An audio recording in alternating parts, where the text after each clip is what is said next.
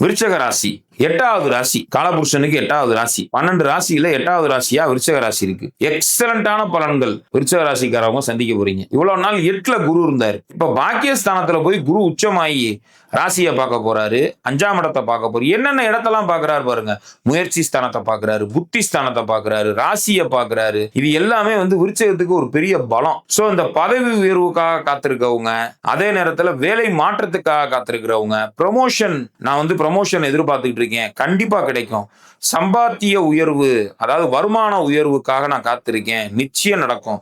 ஒரு தொழில நான் ஒரு மந்தமான சூழ்நிலையில கடந்த சில நாட்களா இருந்தேன், இப்ப எப்படி இருக்கும்? கண்டிப்பா நல்ல முன்னேற்றத்தை ஜூன் 1ஆம் தேதி 2026 இருந்து உங்களுக்கு அடுத்த வருஷம் 2027 ஜூன் வரையுமே குரு கடகத்துல தான் இருக்க போறார். கண்டிப்பான முறையில விருச்சக ராசிக்காரவங்க தொழில் பண்றவங்களுக்கும் சரி, ஒரு உயர்ந்த பதவிக்காக காத்திருக்கவங்களுக்கும் சரி, அதே நேரத்துல வேலை மாற்றத்துக்காக காத்திருக்கவங்க, ப்ரொமோஷனுக்காக காத்திருக்கவங்களுக்கு அற்புதமான யோக பலன்கள் காத்திருக்கு. அதே போல மாணவ மணிகளுக்கும் இப்ப அற்புதமான நேரம் தான்.